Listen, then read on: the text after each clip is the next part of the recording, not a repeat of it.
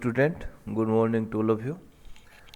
जैसे कि अपन ट्रांसफॉर्मर पढ़ रहे हैं सेकेंड यूनिट, उसमें अपन ने अभी तक जो पढ़ लिया है वो है आपका ट्रांसफॉर्मर का वर्किंग प्रिंसिपल।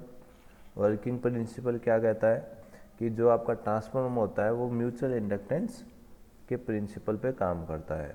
म्यूचुअल इंडक्टेंस क्या होता है, उसमें क्या होता है कि आपके दो कोइल होती हैं, जहाँ पे अपन ट्रांसफॉर्मर में उसको अपन प्राइमरी कोइल बोलेंगे और सेकेंडरी कोइल बोलेंगे।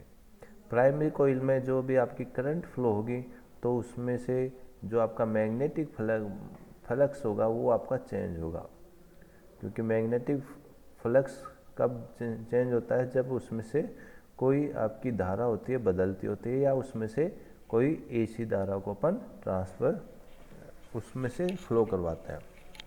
तो जैसे फ्लक्स चेंज होगा, ये फ्लक्स जो आपकी उसके नज़दीकी जो सेकेंडरी कोइल रखी हुई है उसके पास में उससे ये लिंक करेगा, या सेकेंडरी कोइल में से भी आपका फ्लक्स होगा वो पास होगा।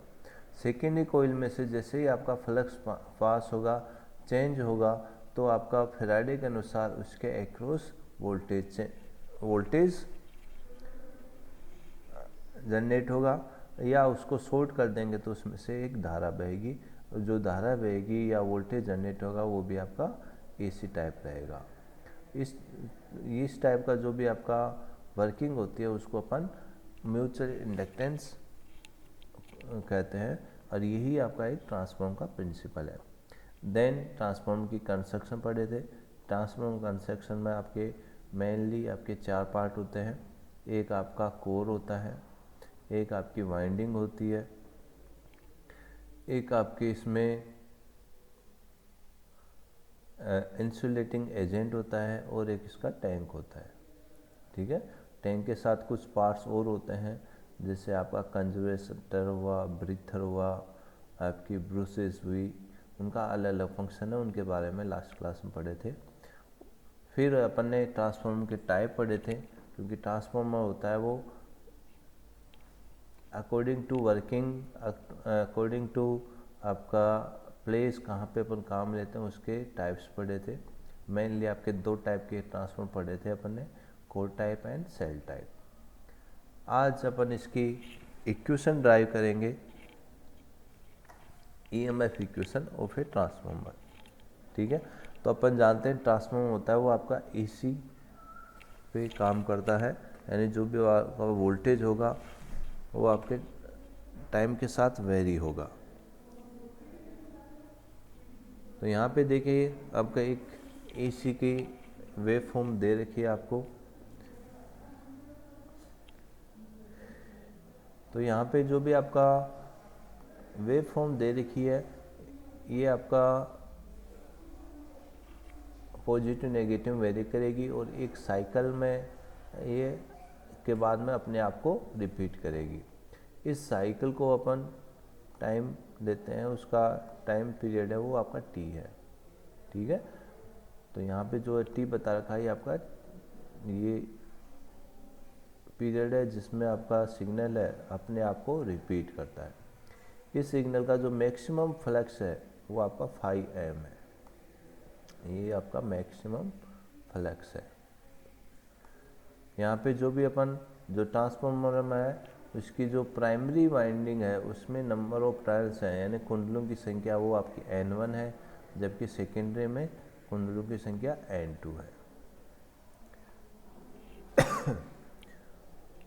तो यहाँ पे जो भी करंट होगी वो आपकी एसी है, तो आपका फ्लक्स भी किस टाइप का रहेगा, एसी रहेगा। तो जो आपका मैक्सिमम फ्लक्स होगा वो 1/4 क्वार्टर के बाद में होगा, तो इसको अपन बोल सकते हैं 1/40, या अपन बोल सकते हैं 1/T को अपन एफ रखेंगे तो F/4, तो 1 क्वार्टर हो गया है। तो टी और फ्रीक्वेंसी में जो रिलेशन होता है वो होता है 1/F का, ये ध्यान रखना आपको।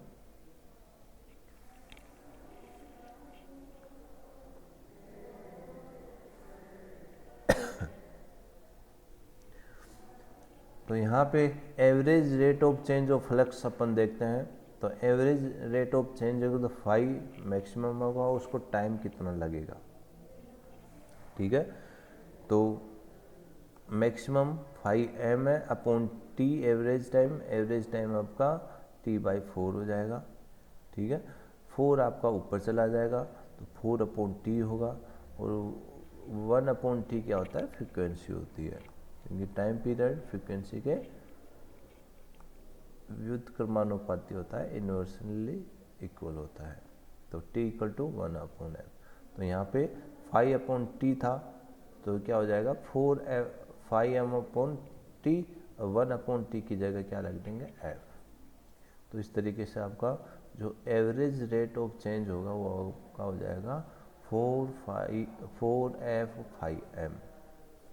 और एवरेज रेट का फॉर्मूला होता है आपका मैक्सिमम फ्लक्स कितना है और उसको उतना होने में कितना टाइम लगता है, ये आपका फॉर्मूला होता है। तो 5m आपका मैक्सिमम होगा, उसको टाइम कितना लग रहा है T/4।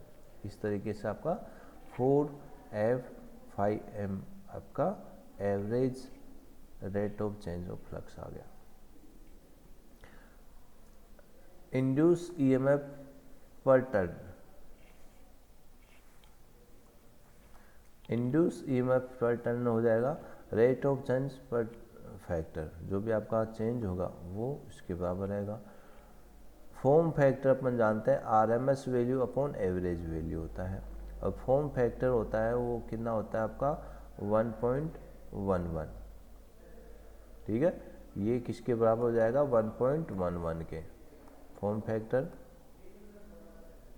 1.11। अब यहाँ पे अपन एवरेज वैल्यू रख देंगे तो आपका RMS वैल्यू आ जाएगी। तो RMS वैल्यू इक्वल टू क्या हो जाएगा 1.11 इंटू 4f, ये वैल्यू अपन यहाँ पे रख देंगे। तो 4.44 f/m हो जाएगा। ये आपकी एक जो आपके टर्न्स है उसमें RMS वैल्यू हो जाएगी,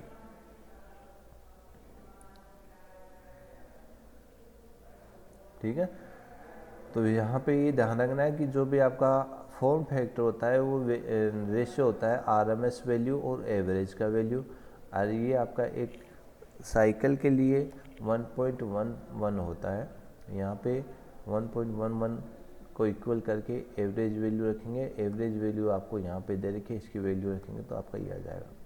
तो ये आपका RMS वैल्यू है, ये एक टर्न का आया है, और अपन को चाहिए आपके एन टर्न के लिए, क्योंकि आपकी जो प्राइमरी वाइंडिंग है और सेकेंडरी वाइंडिंग है उसमें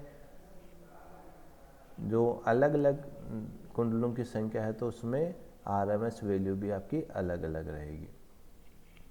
तो RMS value in the winding, ये आपका एक टर्न के लिए है। RMS EMF पर टर्न, एक टर्न में इनटू नंबर ऑफ टर्न्स आपका उसमें कुंडलों की संख्या है उससे गुणा कर देंगे। तो इस तरीके से आपका प्राइमरी वाइंडिंग में जो इंड्यूस EMF हो जाएगा वो आगा 4.44 f/m इंटू N1। ऐसे ही सेकेंडरी वाइंडिंग है उसमें जो आपका EMF होगा वो हो जाएगा E2 equal to 4.445 f/m into N2।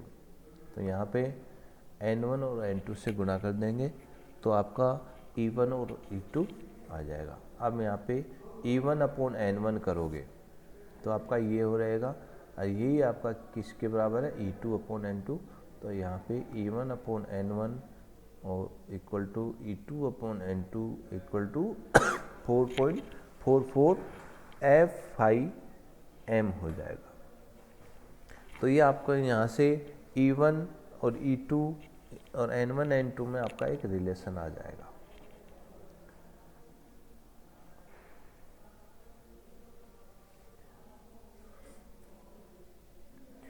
E1 N1, और इसको अपन क्या बोलते हैं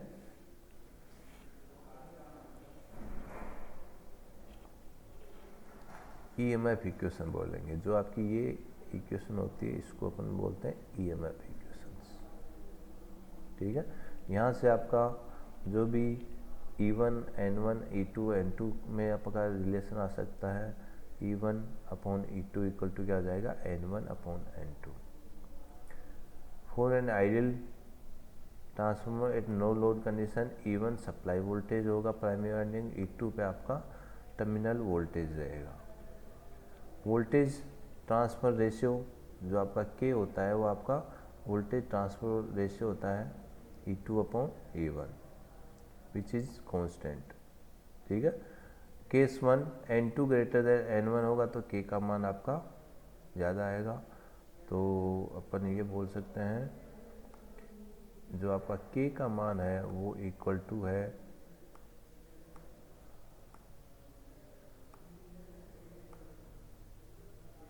E2 अपॉन E1। ये क्या हो जाएगा आपका वोल्टेज ट्रांसफर रेशियो, और अपन इक्वेशन से निकालें तो E2 upon E1 equal to क्या जाएगा, N2 अपॉन N1। यदि आपका N2 ग्रेटर देन N1 होगा तो ग्रेटर देन N2 N1 होगा तो ये भी आपका लेस देन ग्रेटर देन 1 हो जाएगा, तो K का मान भी क्या हो जाएगा, ग्रेटर देन होगा। और ये किसके लिए काम में लेते हैं अपन, स्टेप अप ट्रांसफॉर्म के लिए। K second N2 less than N1 तो ये आपका K का मान क्या हो जाएगा, लेस देन 1 हो जाएगा, क्योंकि N1 का मान N2 से हो जाएगा तो K का मान लेस देन 1 हो जाएगा। ये स्टेप डाउन ट्रांसफॉर्म के लिए काम में लिया जाता है। इस तरीके से आपका K है ये भी क्या हो गया है, टर्न्स रेशियो अनुपात हो गया है N2 अपॉन N1 का। तो ये आपकी एक इक्वेशन होगी EMF इक्वेशन, जिसको बहुत सारे न्यूमेरिकल सोल्व करने में भी अपन काम में लेंगे। इसके साथ ही E1 और N1 दे दिया जाता तो F/m दे दिया जाता तो E1 का मान अपन कैलकुलेट कर सकते हैं, तो ये आपको याद रखनी है। देन इसकी कुछ एप्लीकेशन है, स्टेप अप और स्टेप डाउन आपका जो भी ट्रांसफॉर्मर होता है उसमें अपन काम में ले सकते हैं। Measurement of current in single phase and 3 phase system काम में ले सकते हैं ट्रांसफार्मर को। Measurement of voltage in single and 3 phase voltage measure करने के लिए काम में ले सकते हैं। मेजर ऑफ पावर को मेजर करने के लिए काम में ले सकते हैं, और एनर्जी को मेजरमेंट करने के लिए काम में ले सकते हैं। ठीक है, तो आज के लिए इतना ही। नेक्स्ट क्लास में अपन ये ट्रांसफॉर्मर की टेस्टिंग पढ़ेंगे। Okay, thank you.